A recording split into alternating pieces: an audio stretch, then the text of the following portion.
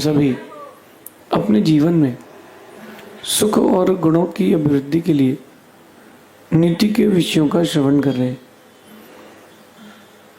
नीतिकार हमें सिखाते हैं कि सफल होने की भावना कई लोगों के अंदर में। बहुत सारे लोग सोचते हैं कि मैं सफल हो जाऊंगा, मैं सफल हो जाऊंगा, मैं सफलता की परिभाषा बन जाऊंगा, लेकिन अभिमान में रहने के कारण सफलता मिलती नहीं। मैं अकेला ही सब कुछ कर लूंगा, मुझे किसी की सहायता की जरूरत नहीं है। इस प्रकार की जो भावना है वो आपको सफल होने नहीं देती। देखो, नीति कक्षा का मतलब यही है कि हम अपने जीवन की हर परिस्थिति में, हर फील्ड में कैसे सफल हो सकते हैं। हर किसी के जीवन की अपनी अपनी परिस्थितियां हैं और हर किसी के जीवन की अपनी अपनी निजी भावनाएं हैं, और सफल होने के लिए आपको कुछ एक्स्ट्रा करना पड़ेगा, और उसका नाम है सहयोग देना भी पड़ेगा, सहयोग लेना भी पड़ेगा। आज के इस परिप्रेक्ष्य में बिखराव है, बहुत बड़ा बिखराव है। ना हम टीम वर्क में है, ना हम टीम स्पिरिट में है। आज अपन जैन दर्शन की एकता की चर्चा कर लेते हैं। हम जैन दर्शन को एक क्यों नहीं कर पा रहे? इतना बिखराव क्यों है? क्योंकि हमारे पास टीम वर्क नहीं है, हमारे पास टीम स्पिरिट नहीं है। हमारे पास जैन दर्शन में सब कुछ है, बस एक कमी है, हमारे पास एकता नहीं है। हम अपने क्षेत्र नहीं बचा पा रहे, नहीं हम अपने गुरुओं की रक्षा कर पा रहे हैं। आए दिन जहाँ देखो वहीं एक्सीडेंट हो रहा है, आए दिन जहाँ देखो आप अराजकता हो रही है। कहीं कोई मंदिरों पर कब्जा कर रहा है तो कहीं कोई आपके मंदिर तोड़ रहा है। कारण क्या है? हम जैन एकता से बहुत दूर हैं। हम जैन लोग एकता से बहुत दूर हैं, जबकि हमें एकता की ओर आना चाहिए। एक बचपन में कहानी पढ़ी थी अपन सब ने, और आज वो कहानी बड़ी प्रासंगिक है। एक पिता मृत्यु के बहुत निकट पहुंचने के बाद वो अपने बेटों को बुलाता है और कहता है कि बेटा, मैं जा रहा हूं और एक शिक्षा देके जाना चाहता हूं ताकि तुम लोगों का जीवन बड़ा उज्जवल हो। उन्होंने बोला, पिताजी बताइए। पिताजी ने कहा कि आप लोग जंगल से एक से आकार की, एक से मोटाई, पतलाई, लंबाई की 5 जन एक एक लकड़ी लेके आइए। 5 बेटे जंगल चले गए, लकड़ी ले आए। पिताजी ने कहा इन लकड़ियों का गुच्छा बनाओ जिसमें बिल्कुल भी ढीलापन ना हो, एकदम टाइट हो। बच्चों ने वैसे ही किया, उस लकड़ी का गुच्छा बना एकदम टाइट। इसके बाद पिताजी कहते हैं बड़े बेटे से कि इसको तोड़ो, उस गुच्छे को तोड़ो। उसने प्रयास किया, नहीं टूट पाया। सेकंड ट्राई किया गया, सेकंड प्रयास क्या किया गया, दूसरे नंबर के भाई ने उसको तोड़ने का प्रयास किया, वो भी नहीं कर पाया। क्रम से 5 भाइयों ने प्रयास किया, लेकिन वो उस लकड़ी को तोड़ नहीं पाए। अब क्या था? पिताजी ने कहा कि बेटा एक काम करो, रस्सी को काटो और 5 जन अलग अलग लकड़ियां ले लो, इसको तोड़ो। उन्होंने अपने घुटने से लगाकर ऐसे खींची, तुरंत टूट गई। पिता ने उनसे कहा कि बेटा, तुम घर परिवार की रक्षा करना चाहते हो, आपस में प्रेम की रक्षा करना चाहते हो, तो बिखरे मत रहना, समेट के रहना। तुम बिखरे रहोगे तो कोई भी तोड़ जाएगा, और तुम एक रहोगे तो कोई तुम्हारे ऊपर आंख उठा के नहीं देख पाएगा। मैं भी ये कहना चाहता हूँ, हम जैन हैं। आप किसी भी जाति के हो, उससे मुझे कोई फर्क नहीं पड़ता, लेकिन मैं आज विशेष करके जैनों से कह रहा हूँ कि आप जैन हैं, कम से कम एक जैन एकता तो बना के रखें। बाहर की फॉरेन बॉडी आपको इफेक्ट ना कर पाए। मैं ये नहीं कहता कि कोई अन्य दर्शन वाला जैन दर्शन की बुराई करता है या उनके पीछे पड़ा है। आप लोग राजनीति का शिकार हो जाते हैं। जैन की प्रीति हिंदू से भी है, मुस्लिम से भी है, सिख से भी है, ईसाई से भी है, वारसी से भी है। जैन की प्रीति सबसे है, जैन से भी है। बस कमी कहाँ है? हम एक दूसरे को ऊंचा उठता नहीं देख पा रहे, ईगो आ जाता है। क्या ईगो आ जाता है कि मैं इसको ऊंचा उठता नहीं देख सकता हूं? इन सबको छोड़ो, बाहर निकलो। पहले हमारा राज्य चलता था, पहले वो दौर था कि जैनों का राज्य चलता था, राज्य पूरे विश्व पर। आज ये परिस्थिति आ गई है कि हम मंदिर मंदिर विवादों में जूझ रहे हैं, हम व्यक्तिगत रूप से एक दूसरे के साथ ईर्ष्या रख रहे हैं। आज ये परिस्थिति आ गई है कि जैन समाज में पंथवाद आ गया है, संतवाद आ गया, एकदम टूट के बिखर चुके हैं। एकता नहीं होगी तो कोई भी तुमको तोड़ के चला जाएगा, रौंद के चला जाएगा। ध्यान रखना कि यहां पर अगर एक हिरन हो या एक भैंस, बड़ा वाला भैंसा, जंगली भैंसा हो और सामने से शेर आ रहा हो, उसका शिकार पक्का है और यहां का झुंड है, तो शिकार नहीं हो पाएगा। मैंने एक दृश्य देखा था, स्कूल से जब लौटते थे तो डिस्कवरी चैनल लगा के बच्चे खाना खाते थे। तो एक जगह मैंने देखा कि बहुत सारे बंदर थे, काले मुंह के बंदर, उनकी भीड़ के बीच में एक चीता घुस गया। चीता, जैसे वो चीता घुसा और सारे बंदर भागने लगे। चीता समझ गया कि शिकार पक्का है। उनमें से एक दो बंदर उचक के आए चीते के ऊपर। वो समूह के नेता थे। वो चीते के ऊपर उचक करके आए और जैसे उन्हें चीते के ऊपर वार किया, सारे बंदर लौट के आ गए और सबने मिलके चीते के ऊपर वार कर दिया। देखते ही देखते चीता धराशायी हो गया। मैं यहां आपसे हिंसा की बात नहीं कर रहा हूं, मैं यहां आपसे रक्षा की बात कर रहा हूं। अगर कोई फॉरेन बॉडी, बाहर की चीजें आपके धर्म के ऊपर आंच पहुंचा रही है, आपको एक होना पड़ेगा। अगर अलग अलग दिशा में भागोगे तो सामने वाला तुम्हारा शिकार कर लेगा। आप सब अगर एक ही दिशा में भागोगे तो सामने वाले का शिकार हो जाएगा। हमें शिकार बनना नहीं है, हमें अपने धर्म की रक्षा करनी है। कैसे आप कर पाएंगे धर्म की रक्षा? एकता से। कोई और ऑप्शन है ही नहीं, सेकंड ऑप्शन आपके पास लाइफ में है ही नहीं। Just a single option is there for you. हमें एकता का प्रतीक देना है। मंदिर की हमारी पूजन पद्धति हमारी, उसमें कोई चेंज मत करो, कोई लड़ाई झगड़ा मत करो। चाहे आप दिगंबर हो, चाहे श्वेतांबर हो, तेरापंथी हो, स्थानकवासी हो, किसी भी गच्छ के हो, किसी भी संत को मानने वाले हो, सबको मानो।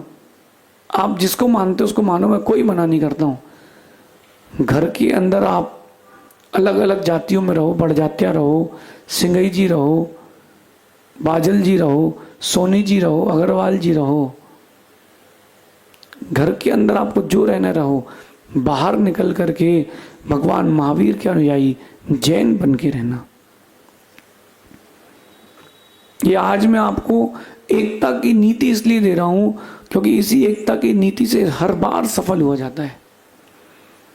अकेले रहकर कभी सफलता मिल सकती, कभी नहीं मिलेगी, लेकिन एकता के साथ रहोगे हर बार सफलता मिलेगी। दुनिया में किसी की ताकत नहीं है कि वो तुमको हरा पाए।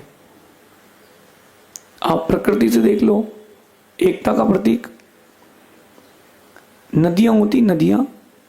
हम सब चल रहे थे बिहार में, उज्जैन के पास से निकले, गुरुजी भी थे। नदी को देखा मैंने, क्षिप्रा नदी को, एकदम ऐसा लग रहा था जैसे कोई प्लेटफॉर्म हो, ग्राउंड हो। मैंने एक व्यक्ति से पूछा इसमें पानी नहीं है क्या? बोले है, ये दिख रहा है इसके नीचे पानी है। ये जो है बोले गाजर घास है। मैंने कहा मतलब क्या होता है? बोले एक स्पेशल प्रकार की घास आती है, ये पानी के ऊपर घेरती है, हर दिन 100 मीटर 200 मीटर तक बढ़ती है, पूरे नदी का पानी पी के खत्म कर देगी। पूरे नदी का पानी पी के क्षण मात्र में खत्म कर देगी। मैंने क्यों, कैसे? बोले इसकी क्वालिटी है। इनमें इतनी एकता है कि एक भी इसका दाना पत्ती का यहाँ वहाँ बिखरता नहीं है, सब समेट के रहते हैं। हम बिखर के रहते हैं, लोग हमारा यूज कर लेते हैं। हम समेट के रहेंगे, हम दुनिया का उपयोग कर सकते हैं, दुनिया को चलाने की बुद्धि भी रखते हैं, ताकत भी रखते हैं, पैसा भी रखते हैं। बस कमी एक है कि एकता नहीं है। कहीं की कोई बात आती है तो हम रिएक्शन क्यों नहीं देते? हमारे मंदिर की बात थोड़ा है। कोई श्वेतांबर मंदिर टूट गया तो हम क्यों रिएक्शन दें? क्योंकि दिगंबर मंदिर थोड़ा है। कोई दिगंबर मंदिर पर आँच आ गई तो हम क्यों रिएक्शन दें? श्वेतांबर थोड़ा है। समित शेखर जी की बात आ जाएगी तो बोले तो टोके बटी हुई हैं, हम क्यों बोले? हमारी थोड़ा है। नहीं भैया, आपका ही है। जैन दर्शन किसका है? जो माने सो उसका है। ये नीति बहुत आपके जीवन के लिए ज़रूरी है, क्योंकि अगर आपने धर्म को बचाने के लिए अगर आपने आज से प्रयास नहीं किया, कल आप भी नहीं बचोगे। भारत में एक धार्मिकता ही मुख्य आधार है। भारत की संस्कृति का एक आधार है धार्मिकता, और उसको आप बिखेर रहे हो। समेटो, जल्दी समेटो, कहीं देर ना हो जाए। एक बात कहता हूं मैं आपसे, आप कहीं सब्जी लेने जा रहे थे बाजार, और सब्जी लेकर के आए, थैला था वो आपकी गाड़ी के साइड में टंगा था। रोड पूरी खाली थी और आप स्पीड से गाड़ी चला रहे थे। एकदम से थैले की वो हैंडल जो था वो टूट गया। जब हैंडल टूटा तो वो जो उसमें टमाटर भरे थे सिर्फ जमीन पर गिर गए। टमाटर जमीन पर सिर्फ गिर गए। अगर आप जल्दी नहीं करोगे, पीछे से गाड़ियां आ रही हैं, सब, एक भी सब्जी का, टमाटर का एक भी दाना नहीं बचेगा। अगर समझदार होता व्यक्ति तुरंत समेट लेता, और तुरंत समेट लेता, उसका एक भी टमाटर बर्बाद नहीं होता। अपन टमाटर की तरह हैं, नाजुक हैं। अगर अपन बिखरे रहेंगे तो कोई भी गाड़ी निकल जाएगी। जल्दी समेट जाओ। एक दूसरे से ईर्ष्या मत करो, एक दूसरे के प्रति समर्पण का भाव लाओ। अभी आप देखो, कोल्हापुर में इतना बड़ा प्रोसेशन हुआ, समित शेखर जी के लिए, संतारा के लिए इतना बड़ा प्रोसेशन हुआ।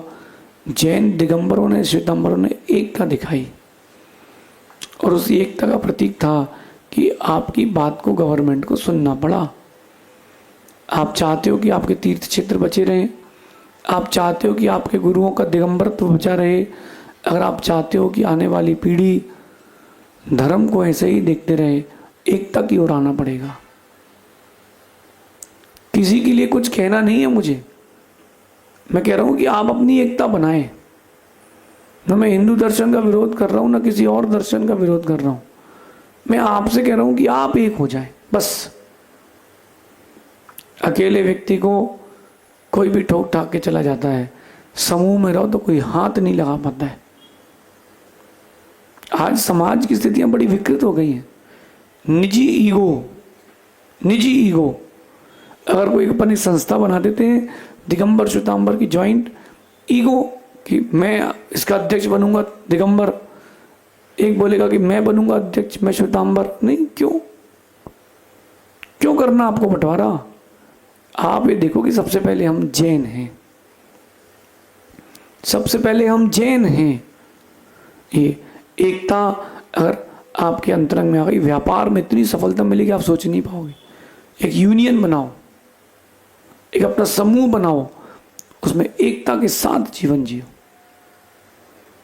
जो जितना एकता के साथ रहते हैं वो उतना सुख शांति का अनुभव करते हैं। आप देख लो, पहले ज्वाइंट फैमिलीज होती थी, 4 भाई 5 भाई एक घर में रहते थे, एक घर में रहते थे, एक किचन रहता था, एक घर में एक किचन, और सभी यूनिटी से रहते थे। कोई बाहर का व्यक्ति आंख नहीं उठा पाता था। क्यों? अरे 5 आंखें मारेंगे बोले। अब 5 भाई अलग अलग घर में हैं। कहीं कुछ नहीं भी हो तो अराजकता हो जाती। क्यों? अरे वो तो अकेला है, उसके भाई से बनती नहीं। आप भी गवर्नमेंट के पास जाते हो, कोई चीज़ मांगते हो तो देती क्यों नहीं है? उन्हें पता है कि तो अलग अलग बिखरे लोग हैं, इनको क्या देना, ये आपस में लड़ भिड़ के मर जाएंगे। आज अगर नहीं जागे, पंचम काल तक जैन दर्शन नहीं बच पाएगा। परस्पर का ईर्ष्या भाव छोड़े, परस्पर का मन मुटाव छोड़े। मुझे एक बात आज तक समझ में नहीं आई, महावीर स्वामी ने कोई पंथ नहीं बनाया, कोई ईर्ष्या नहीं सिखाई, फिर ये बीच में आ कहां से गई? मैंने जो बोल दिया वही होगा, मैंने जो सोच लिया है वही होगा। यही आपका अहंकार आपके दर्शन को खा रहा है। यही अहंकार, यही दर्शन आपके दर्शन को खा रहा है, ये अहंकार नहीं। अगर कोई अच्छा काम कर रहा है तो उसको आगे बढ़ने दो ना, क्या दिक्कत है? टीम स्पिरिट लाओ। अगर समाज में कोई व्यक्ति अच्छा काम कर रहा है उसकी टांग क्यों खींचो? एक जगह मैं कार्यक्रम में गया तो मैंने देखा कि एक ही वर्ग के लोग दिख रहे हैं, दूसरे वर्ग के लोग नहीं दिख रहे। मैंने पूछा भैया, हमको जब श्रीफल चढ़ाने आए थे तो बहुत लोग थे, अभी मैं यहाँ पर आया हूँ तो बहुत कम लोग हैं। बोले महाराज जी, अभी हमारे यहाँ इस जाति की समाज के लोग आए हैं, क्योंकि वही आपको लेकर के आए। जिस दिन आप दूसरी जाति वाले जो आएंगे वो लेके आएंगे, तब वो लोग आएंगे। चौका भी हम लोग नहीं लगाएंगे अभी, क्योंकि आपको वो लोग लेके आए हैं। मैंने कहा भैया, कोई भी लेके आया हो, आए तो तुम्हारे गुरुजी है ना। आज जो दिगंबर श्वेतांबर आदि में जो भेद था वो वापस प्रीति की ओर आ रहा है। मैं मानता हूं भेद कभी नहीं मिटेगा, जो भेद बन चुका है वो मिटेगा नहीं। बाल में पर गठान लग चुकी, वो खुलेगी नहीं। कोई बात नहीं, कम से कम एक तो बन के रह सकते हैं। मंदिर के अंदर अपनी अपनी परंपराओं का पालन करें, मंदिर के बाहर आए, हम एक हो जाएं। एक अंदर विष जहर घोल दिया गया पंतों का। कसाई लोग आए, पंत बना करके चले गए, साधु का वेश धारण करके। और अगर आपने साधु बनने के बाद भी पंतों को प्रचार किया तो अपन साधु किस बात के? साधु का काम होता है एक करके जाना। आज मैं आपसे उम्मीद करता हूं कि इस नीति को सुनने के बाद आप अपने अंदर एकता लाएंगे। व्यापार में भी, परिवार में भी, समाज में भी। ये मत देखना कि कौन कौन से पंथी का है, कौन से पंथ का है। आप तो देखो, सब भगवान आत्मा है, हम सब एक हैं, हम सब एक हैं। चाहो तो प्रैक्टिकल कर लो आप। माना कि अंगूठा नहीं है आपका, अब भोजन करके दिखाओ, चम्मच कैसे पकड़ोगे? चिंगली को हटा के देख लो, कैसे रोटी बनाओगे, कैसे क्या उठाओगे? बीच की उंगली हटा के देख लो। सारी उंगलियां बहुत ज़रूरी हैं। एक उंगली का पोरा भी कट जाए तो लाइफ डिस्टर्ब हो जाती है। एक दांत टूट जाए तो चने वहीं वहीं घुसते हैं। अगर आप बिखर गए तो चने वहीं वहीं घुसेंगे। आप सभी अपने इस जीवन में एकता को धारण करें। एकता से ही धर्म की रक्षा है और एकता से ही सर्वत्र सफलता है। शेष आगे देखेंगे। भगवान महावीर स्वामी की